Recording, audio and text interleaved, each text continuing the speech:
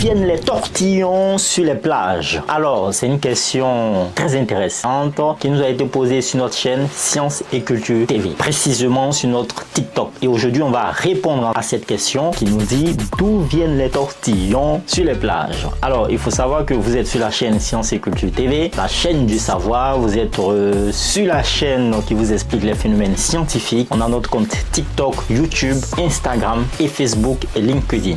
Alors, si vous êtes prêts, on y va. Il faut savoir que les tortillons que l'on retrouve sur les plages sont appelés également tortillards ou tour de Sainte-Catherine. Alors, ne me demandez pas pourquoi on a appelé ça tour de Sainte-Catherine. On va en savoir plus sur les tortillons. On y va. En fait, ces tortillons sont en réalité des déjections de vers marins. En d'autres termes, ce sont les crottes des vers marins. Oui, les crottes des vers sur la plage. Alors, on va parler précédemment des vers de terre et cette fois-ci, on parle maintenant des vers qui résident sur la plage de certains océans. Donc, ces vers sont appelés Terebellidae. Ce sont des vers qui vivent dans le sable et se nourrissent de particules organiques en creusant des tunnels. Lorsque ces vers rejettent les particules indigestes qu'ils ont ingérées, cela crée cet enroulement caractéristique que l'on trouve sur les plages. Les tortillons sont principalement composés de sable et de particules organiques rejetées par les vers, ce qui leur donne souvent une couleur plus sombre ou plus claire que le sable environnement.